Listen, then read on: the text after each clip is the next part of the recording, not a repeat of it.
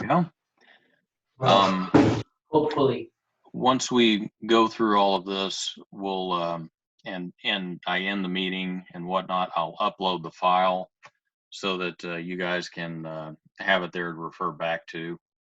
It's generally how I run these things. Of course, depending on how long we go tonight, I'm not exactly sure how big that file is going to be, but we'll find out. If it sounds like I'm in a box, it's because I am. I've got a desk where I've just kind of put my computer in it, and so my voice is reverberating through all parts of this box here. So I'm sorry about the quality there. It doesn't sound too bad on my end, so. Okay. Okay. All right. Have either of you guys gone through and looked at the lectures that I put out there for chapters 1 and 2? I watched those recently, yeah. Okay. I started on them, I think, yesterday. Yesterday. Okay. All right. In looking through the schedule and trying to figure out exactly what material to cover in these lectures, I had discovered that I was going to have one fewer lecture time period there than what I needed at this particular time and of the week. So I decided to go ahead and record those early so you would have access to them. It's kind of odd to have a course that has its first lecture about 7 days after the start of the term, but that was about the best that I could do in order to make sure that you guys weren't fighting an uphill battle, that at least you had some exposure to the material. And granted, the material for chapters 1 and 2, you guys are in calculus, so it's probably just a quick review of concepts that you've already gone over. But I felt it was important to have it out there. So hopefully that has served its purpose. Have you attempted any of the homework or the quizzes for chapters? Well, not the quiz. The quiz would be this coming week. But any of the homework for chapters 1 or 2? No, not yet. Was it past due already?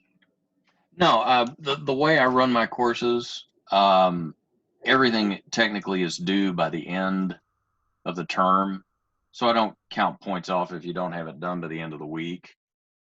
It's a little bit of flexibility that I show because when you're doing something that's asynchronous, to me, it's a little easier to kind of let that go.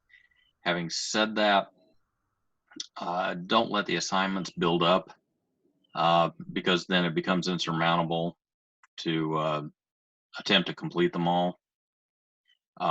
I will say this, that we're going to be covering 20 chapters, and that's a lot of material in anybody's book.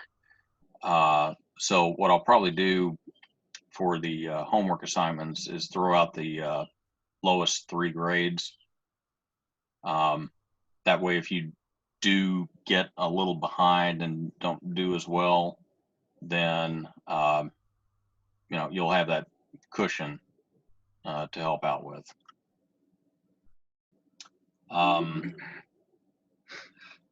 So let me ask this: what are you guys? What are your career goals? Where are you hoping to go from here? Me personally, I'm looking into like some type of architectural engineering. Oh, that's cool. Yeah, I think I'd like to work on like larger scale projects. So, like skyscrapers or maybe civil engineering, something. Yeah, like bridges, stuff like that. Okay. Well, that's pretty good. Yeah, for me, I'm also like wanting to go into like engineering, but like aerospace engineering. That's funny. I've got a neighbor here down the street whose son has chosen, I believe it's aeronautical engineering over at Oklahoma State. And he went, he's taking this course as well as calculus and um, the higher level math courses. So that's good. That's good. One thing about this particular course, most of the time,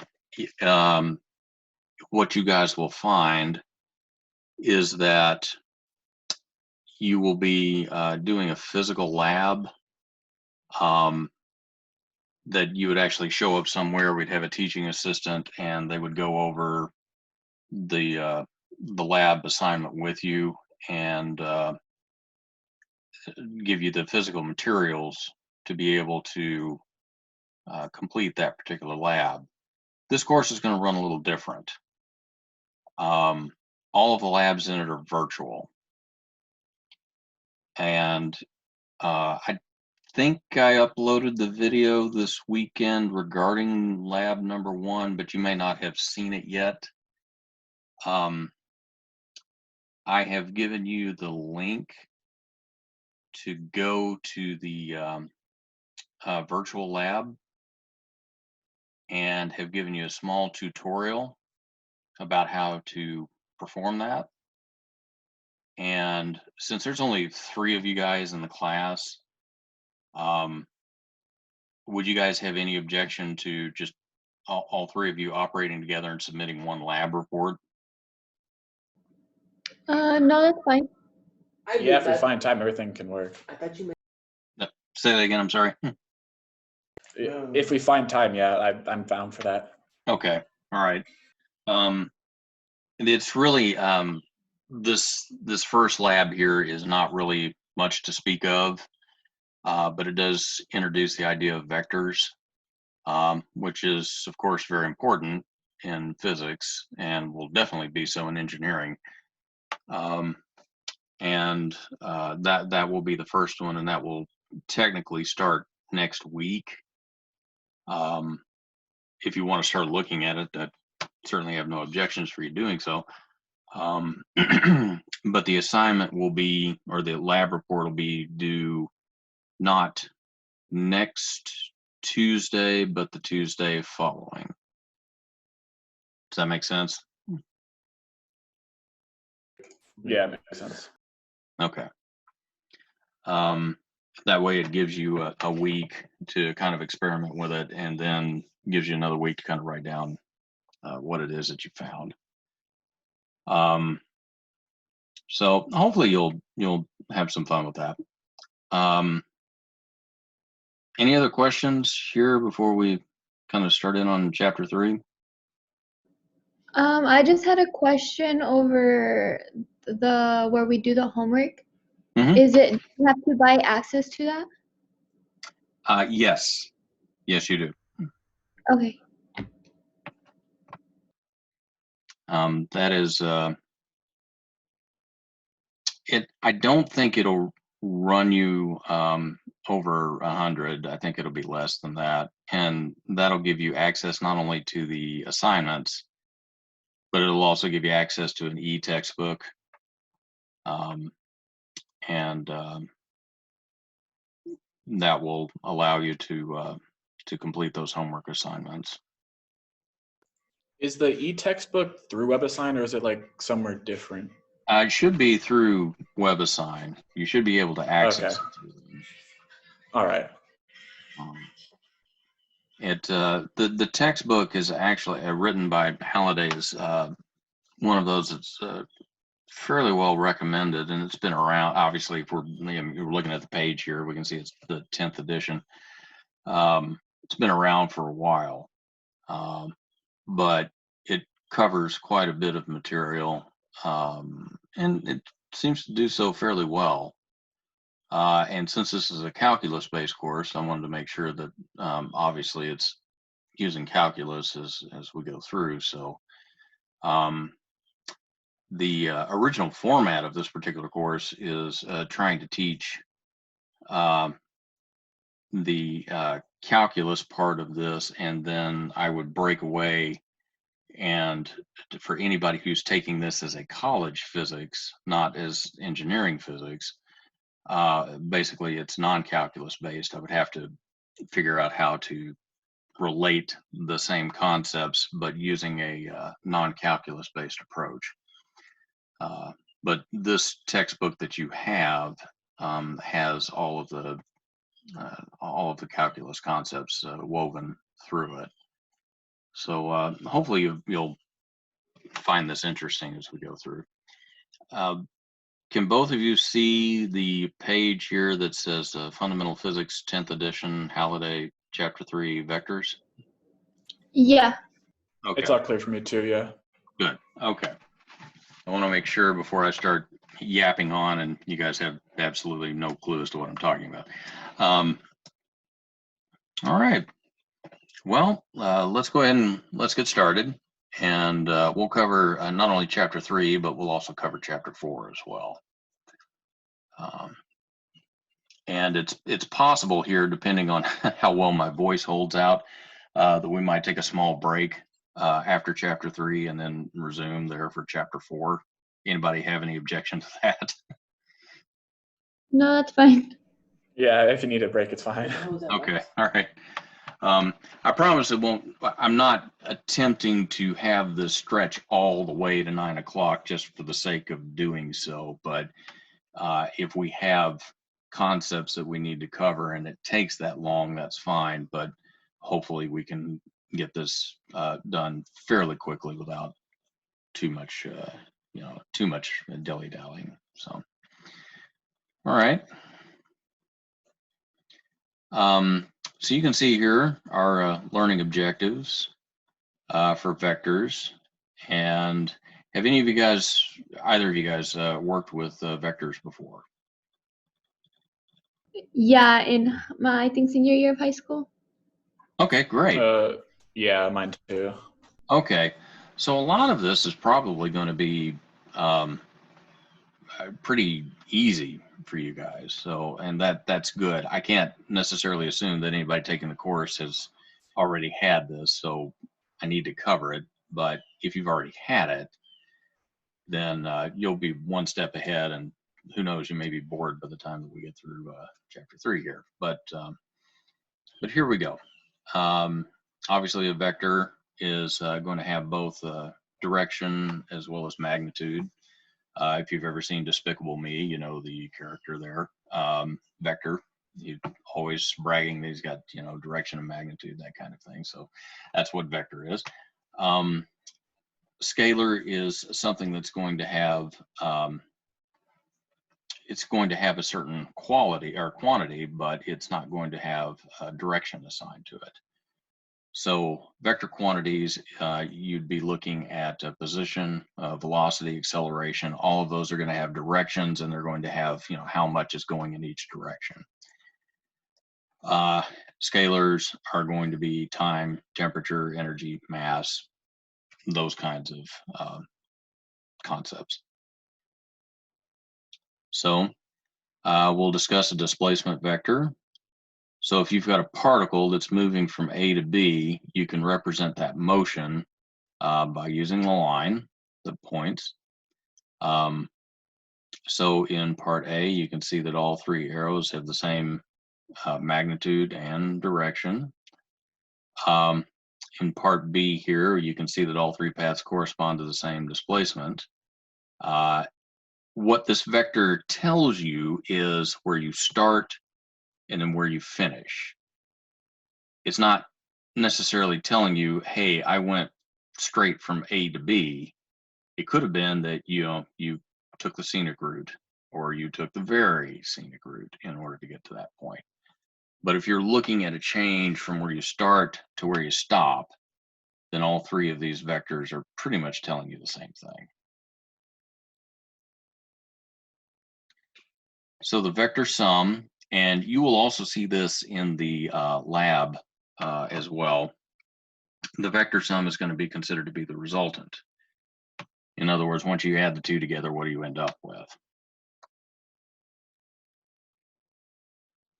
And here is a graphical example of what a vector and its components can be. So again, here's a description of apparently somebody hiking some sort of trail.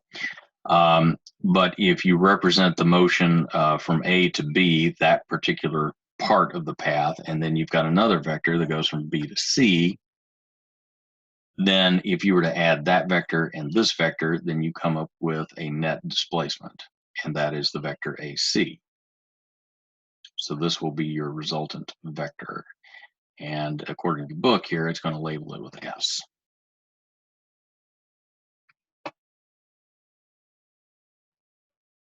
Vector addition is commutative. In other words, it doesn't matter if you add A to B or B to A, you should come up with the same result. And what this particular diagram is trying to show you is, you know, if you put down the A vector and then add B to it, or if you put down the B vector and add A to it, you should end up at the same point.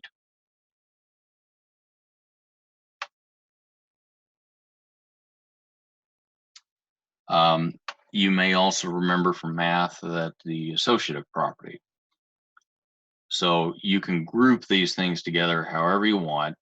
In other words, you can associate them in whatever pattern you want. You should also come up with the same result. So if you've got A and B and you add those two together, you've also got A, B, and C. If you add all of those together, then you've got this particular vector here. It doesn't matter in which order you put all of those together, you should end up with the same result. Doesn't matter which one you start with first. Negatives. So negative is going to reverse the direction.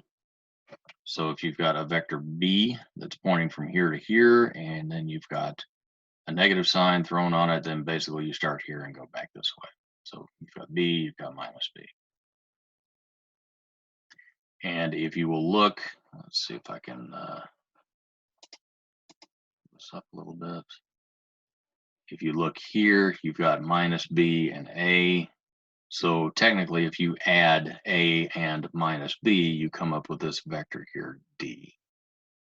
If you put them the head to tail or tip to tail arrangement.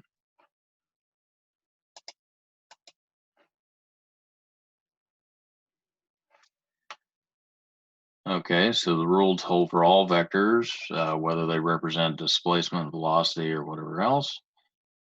And so vectors of the same kind can be added, but if you were to add, in other words, what they're saying is if you were to add distance to distance, that would be fine, because what that's showing you is what your net displacement is going to be.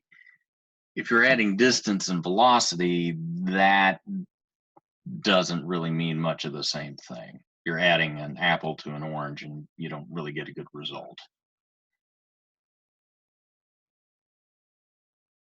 So here's our first checkpoint. So the magnitudes of displacements of A and B are going to be 3 meters and 4 meters. C is going to be the net, the resultant of both of those. So considering various orientations of A and B, what are the maximum possible magnitudes for C and the minimum possible magnitude? So if we look at that, there are several different ways that we could draw the vectors. Let's see if I can use this arrow. Looky there. Okay. So I'm going to call this vector A, and then I'm going to draw another vector here.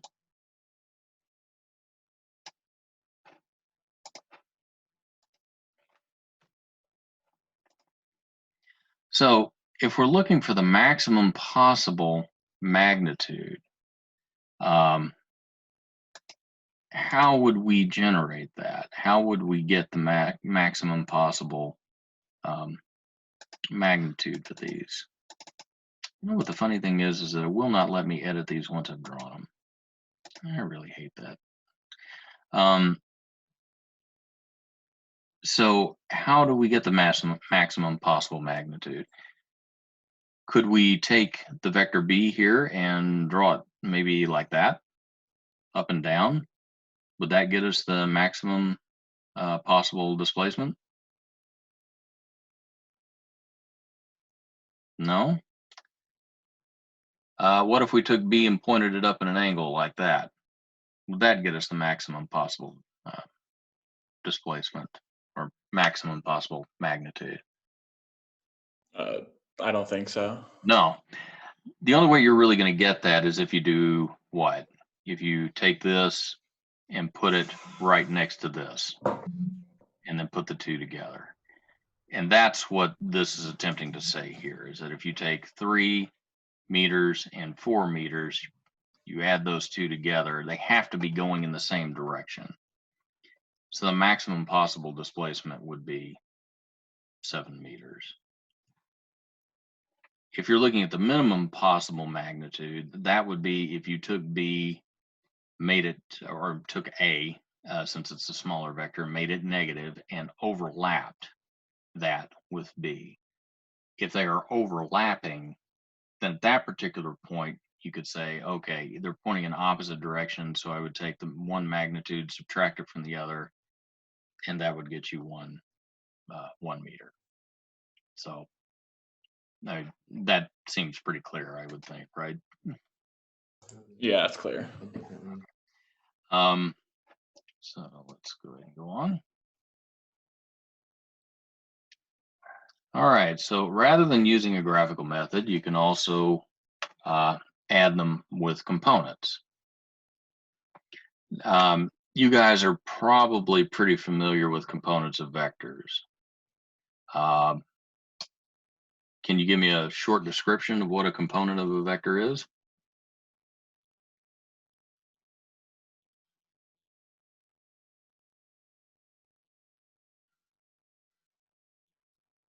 And that's okay if you can't. The best way to talk about components is if you have a vector that stretches down, say, in this particular quadrant, what you are interested in finding the components is you're finding the part of the vector that could be considered just going straight down along the y-axis, and the other part of the vector that goes along the x-axis. This is considered to be the y component. This is considered to be the x component. And they are unchanged if the vector is shifted in any direction. In other words, you can take it and you can move it around. The minute you start to take it and rotate it, then those components start to change.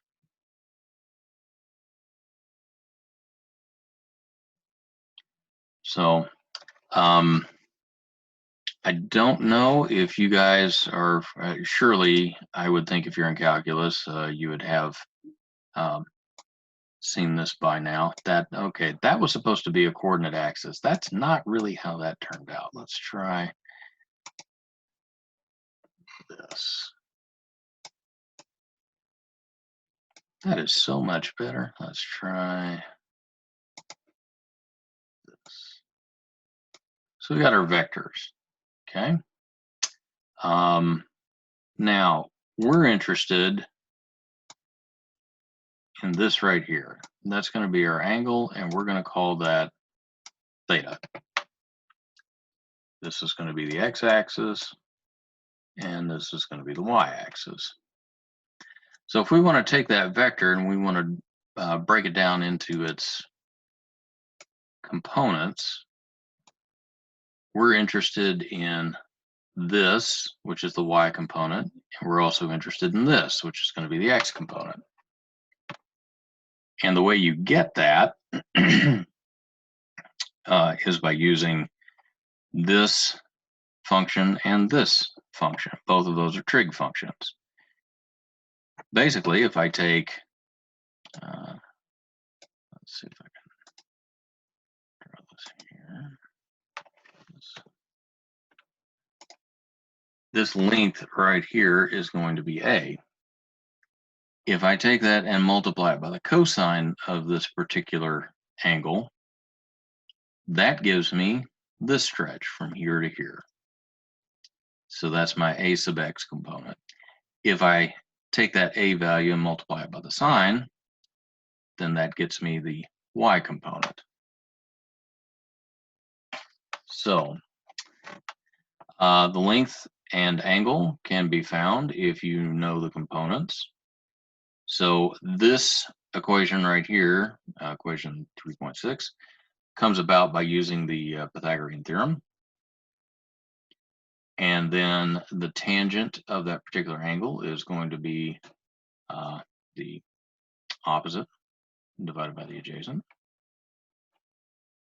And so the components can define your vector. Any questions so far? No. Okay. Am I going too slow?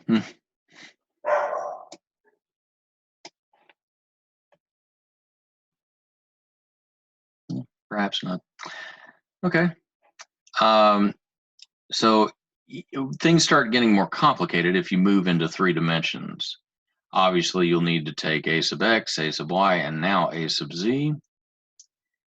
And then you can express this in, say, polar coordinates. I'm assuming, have you guys worked with polar coordinates before? A little bit, yeah. A little bit. So you're familiar. Yeah. This is almost like the radius. This is the angle as it moves around in the XY plane, or the plane that cuts through the center of it, and then the phi here will tell you how far above and below you are on that. So that's when things start to become a little bit more complex. So let's take a look here. Second checkpoint. So in the figure, which of the indicated methods for combining the x and y components of vector A are proper to determine that particular vector? So let's take a look here. This is saying that this, and this are all properly describing that resultant vector. Any idea as to why A is not a good choice here?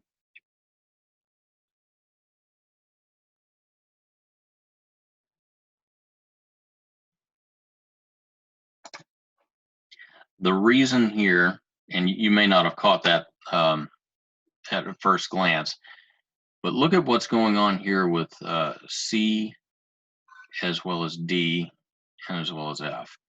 Notice how these vectors, those components, are all running in the same direction that this is.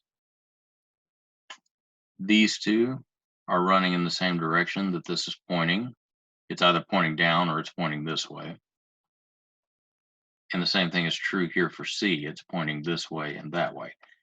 If you look at A or B or E, those vectors aren't running, or both component vectors aren't running the same way. This one's running opposite of the way this is going. While this is technically pointing down, which is correct, this is pointing that way. If you look at B, this resultant vector is pointing up, but your y vector is pointing down. It should be pointing up.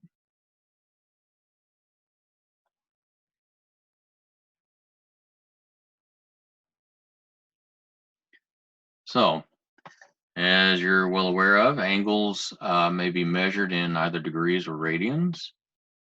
If you're in calculus, you know that 2 pi radians encompasses the entire circle, which is also 360 degrees. If you want to convert from one to the other, if you have degrees and you want to convert to radians, then you have to take the conversion factor here, multiply it by that. And all of y'all are familiar with the basic trig functions, right? Of sine, cosine, and tangent? Yeah, definitely. Okay, good. All right. Are you guys familiar with the unit vector notation? I probably learned it at some point, but it's a little iffy right now. A little fuzzy? Okay. Yeah. All right. A unit vector is going to have a magnitude of 1, and it's going to point in a particular direction. So if you take a look at the x, y, and z graph here, you're looking at a unit vector, and usually the association is I points in the x direction, j points in the y direction, and k points in the z direction. Since they are unit vectors, they have a length of 1. We're going to use a right-handed coordinate system, and I don't know if you all are familiar with the right-hand rule. Has that come across in anything you've done so far? An old physics teacher said something about that. Okay, an old physics teacher, I like that. Right-hand rule, basically, that will come into play a little bit later whenever we start using operations on these. It's a good thing to know, but we'll get to that.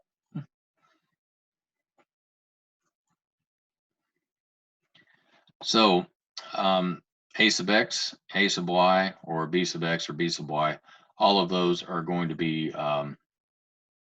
your coefficients to these unit vectors. And you can see here a sub x times I and a sub y times j are going to be considered your vector components. If you just strip off the coefficients, those are going to be considered the scalars.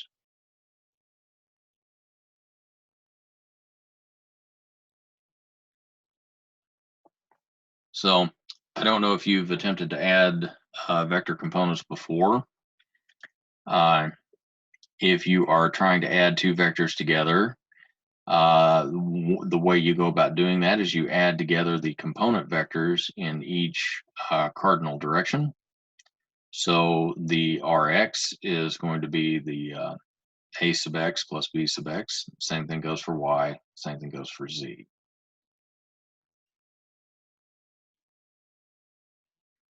If you go through and you subtract two vectors, basically you're going to be subtracting their components. So if you're looking for a minus b, then your resultant vector here is going to be the result of all of those computations.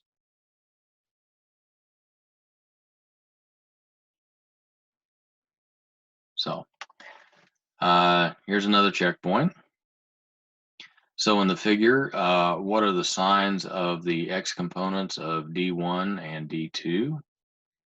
And then what are their y components? And then what are the signs of the resultant vector? So let's take a look. What are the signs of the x components of D1 and D2? So would the x component here for this particular vector be positive or negative? Positive. Yeah, it's positive. What about for D2? Is the x component positive or negative? It's still positive, yeah. It's still positive, right? Because we're making a progress here with each vector in the x direction. What about the y component for this? That'd be positive. That's right. Yeah, it'd be positive. What about the y component for this one? Negative. That's right. That would be negative. If I were to take those two vectors and add them together, so this is going to be D1 plus D2 right here. Would the x component of that be positive or negative? Still positive. Still positive. What about the y component? It looks positive as well, yeah. Why does it look positive? Because we're still like gaining on the y-axis. That's right. Yeah, you're still going up on the y-axis. That's good.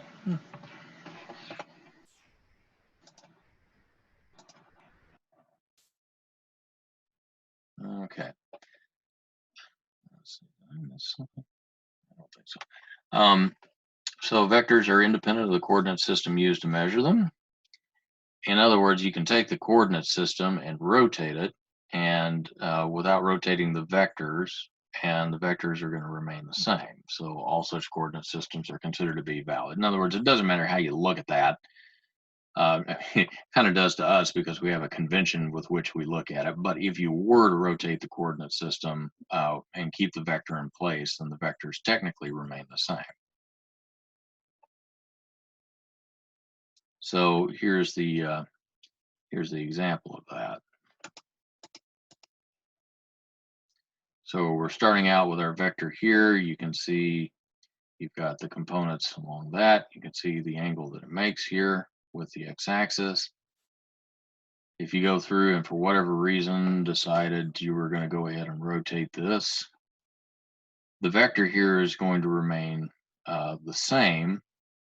What's going to happen here to your ay and a prime of y and a prime of x? All of that is pretty much going to change because these lengths, these component vectors, are now going to be different, and the angle at which the vector makes with the new coordinate system's x axis is going to be different as well.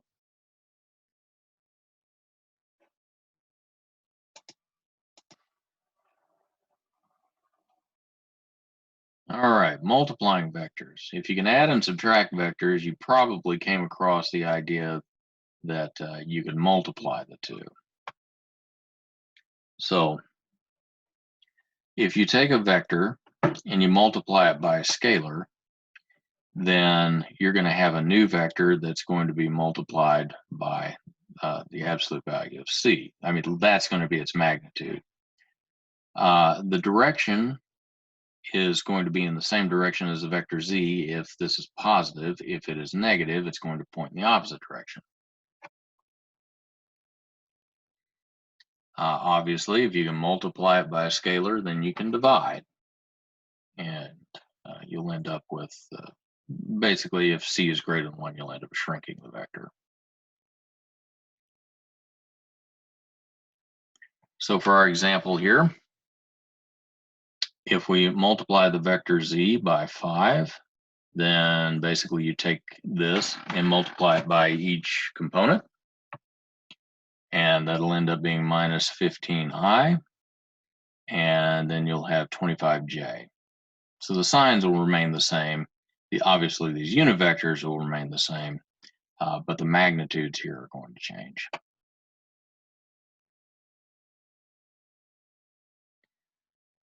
So if you're going to multiply two vectors, have you ever worked with the dot product before? No, I don't think so. Okay, so this is the first time you've seen the dot product. Okay, we're going to need the dot product going forward because there are going to be a few physics concepts that are going to use this. So here's how we're going to define it. If you take the dot product, you're going to end up with a scalar. Basically, you're going to take two vectors, apply the dot product, you end up with just a scalar.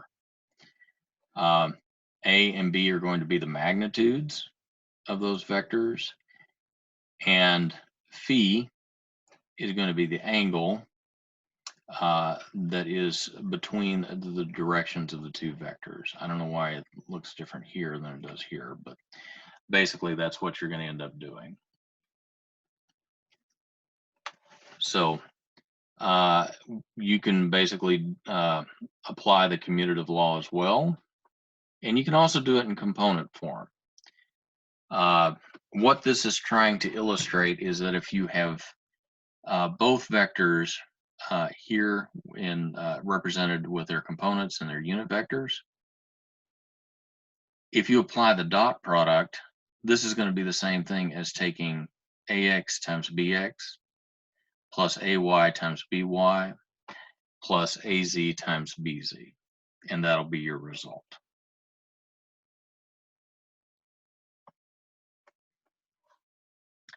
So It is a product of the magnitude of one vector times the scalar component of the other vector in the direction of the first vector.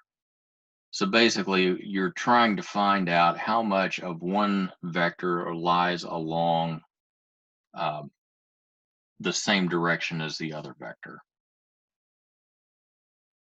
And this will be easier to see as we go along. It's it's a projection of one vector onto the other. You're finding a component of one vector and finding out how much of that component lies along another one. So let's say you've got A here, and then you've got B here, and they have an angle between them. You are, in this particular case, looking for a component of B along the direction of A. So if you take B, I don't know why they didn't go with A. It would have been so much easier. But if you look at B, and if you're going to take the cosine, which is basically going to be this stretch right here, if you take the cosine of the angle here and multiply it by B, what you find is the component of B that lies along A. And then you're going to take that component and you're going to multiply it by the magnitude of A.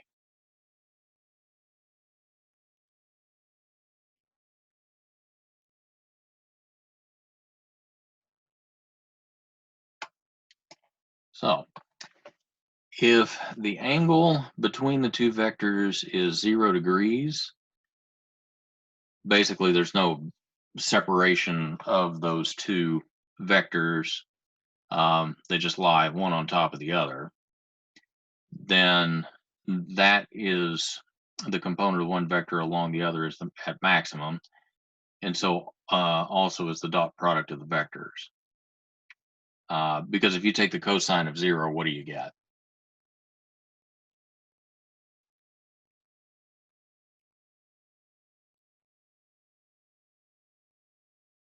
Anybody remember?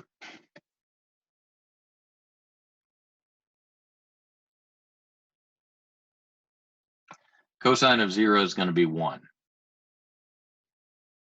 So if your dot product is going to be A times B and then the cosine of the angle between them, then basically you're just going to end up multiplying A and B. However, what happens here if the angle between them is 90 degrees?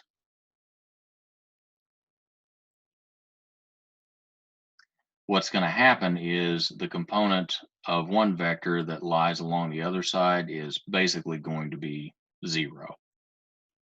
So your dot product is going to be 0. Also, the cosine of 90 degrees happens to be? Isn't it 0 as well? That's right. So let's take a look here at this particular checkpoint. So you've got two vectors here. You've got C and you got D. And they have magnitudes of 3 units and then 4 units for this guy. So it wants to know what the angle is between C and D if the dot product is equal to 0, if it's equal to 12, or if it's equal to minus 12.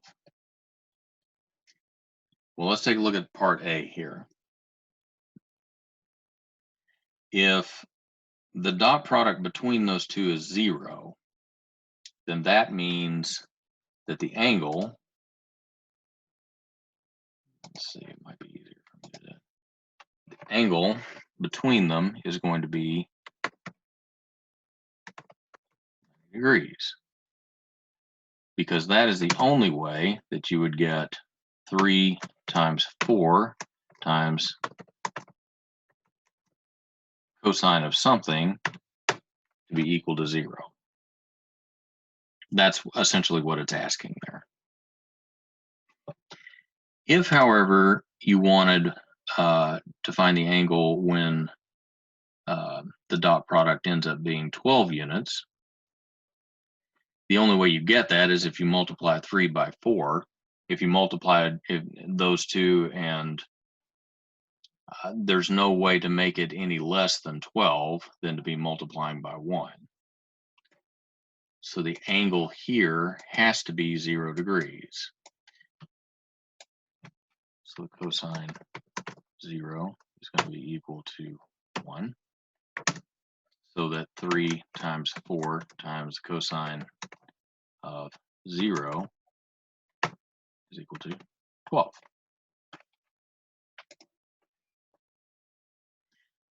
What about part C here?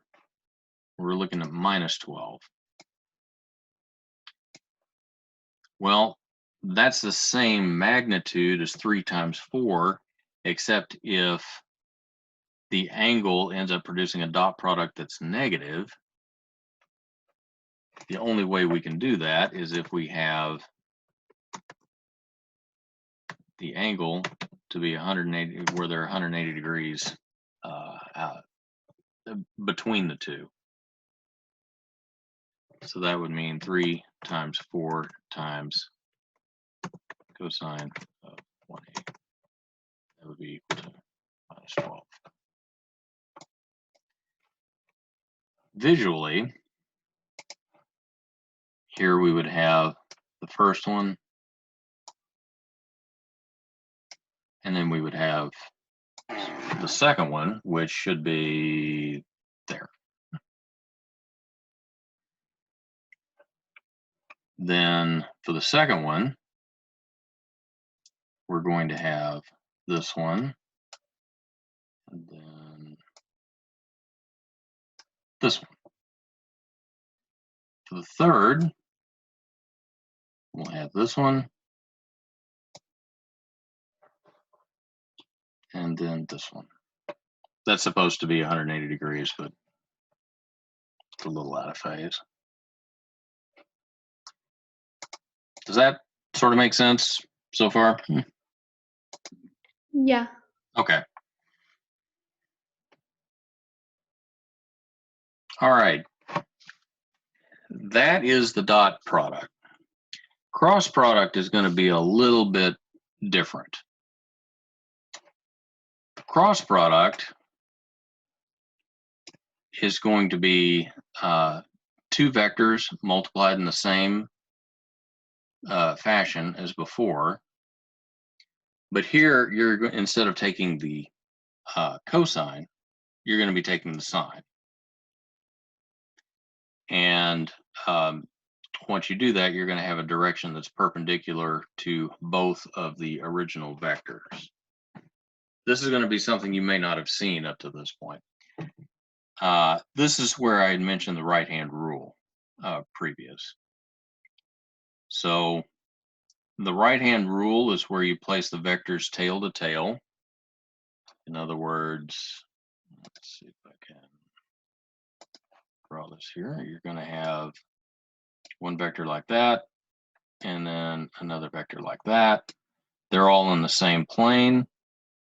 You're going to sweep the fingers from the first to the second, and then the thumb points in the direction of the resultant vector. Okay, I'm one of those old physics teachers that don't really use that particular method. The way I use it is my thumb goes along the direction of the first vector. My index finger will go along with the direction of this one. And then the palm points in the direction of the cross product of the third vector. Something like that.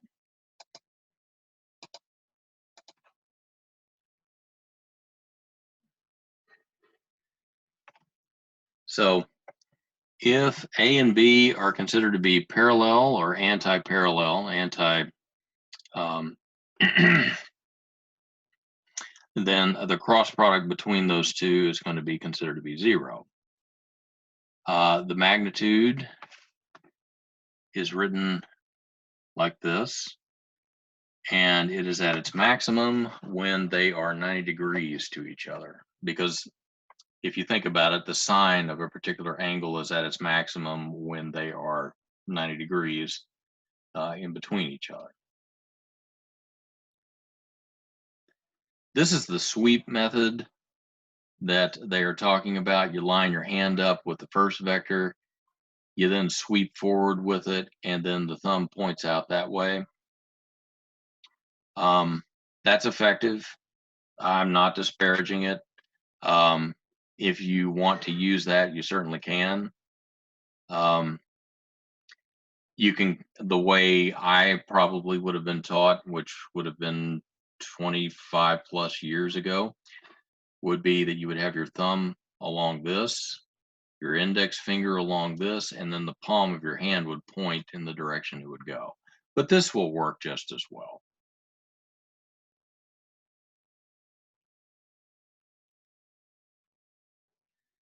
There's one thing here about the cross product that you've got to remember, and that it is not commutative. You can find a relationship when you switch the order. It's just that it's not the same. So in other words, B cross A is not going to be equal to A cross B. If it were, that would be commutative. In this particular case, you're finding out that B cross A is the same as minus A cross B. So if you want to evaluate that using components, then what you will do is you will take A sub x times B sub x. And what you're finding out here is that if you take those, put them over here, and you do the cross product between the unit vectors in the I direction, that turns out to be 0.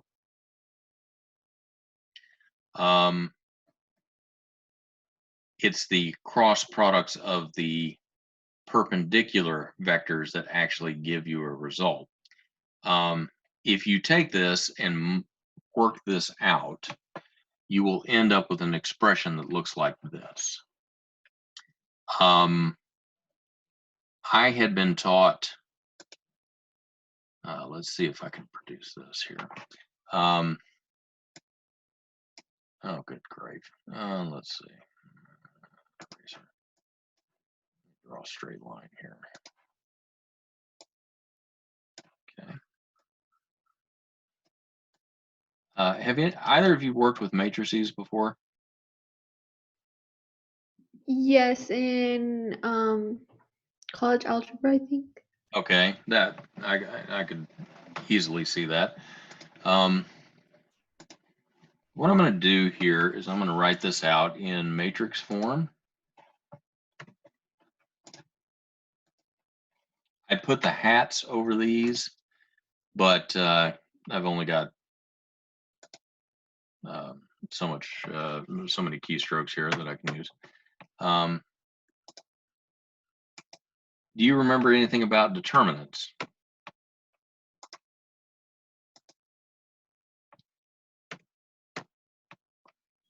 And you may not.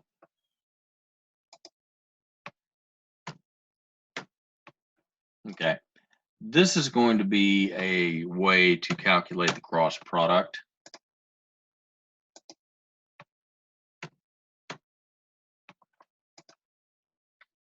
And if you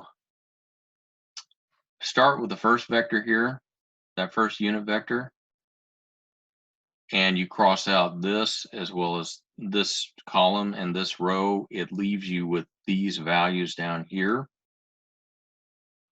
If you take an arrow, first let me kind of draw that and then draw that. If you take an arrow and go this way, take another arrow and go this way. If you take A sub y and B sub z, you'll notice they exist there. And then subtract B sub y and A sub z. If you'll subtract that there, multiply all of that together, multiply it by the unit vector I, you've got the x direction component of that cross product. Jumping to the next, let's see if I can.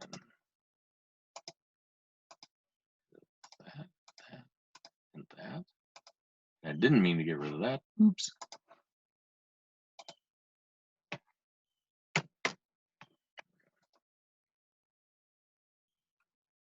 Matter of fact here. Eraser.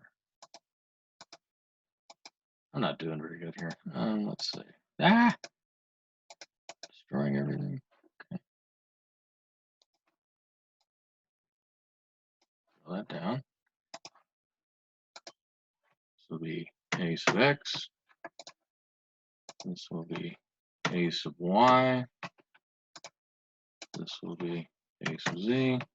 This will be b sub x. This will be b sub y. And this will be b sub z. To find the next component here, I'm going to take another line,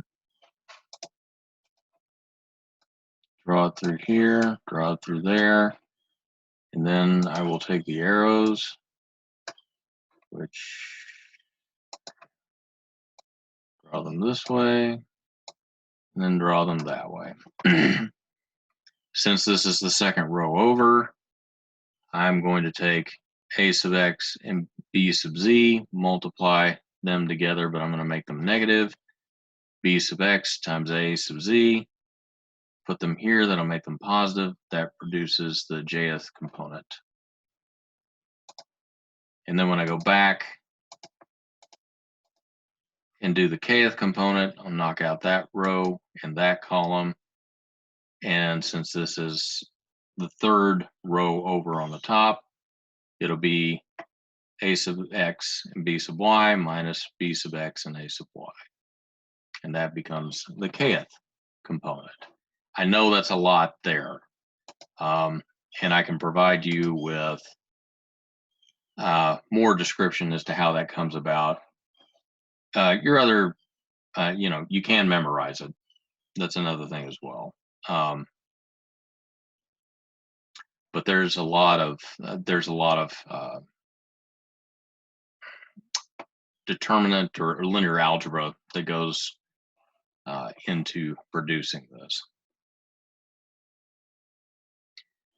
So if you look at checkpoint 5, you've got vectors C and D, and they have magnitudes of 3 and 4 units. What is the angle between the directions of C and D if the magnitude of the cross product is 0 and if it's 12? The answer for part A is going to be 0. 0 degrees. That is where sine of 0 is going to be equal to 0, and so you wouldn't have any distance between them. The maximum that you could get out of those would be 12 units. The only way you can produce that amount of spread between the two is when they're 90 degrees.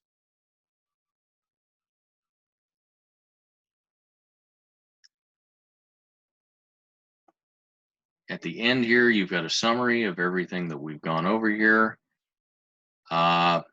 My guess is probably going over the cross product as well as the dot product. The dot product is going to be easier, but the cross product is going to probably take a little bit of study. What questions do you have over chapter 3? None that I can think of. Okay. The more you practice with it, the easier it will get.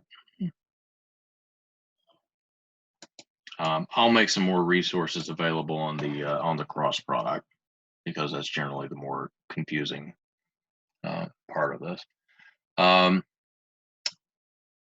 Is anybody up for a what do you say, a 15-minute break?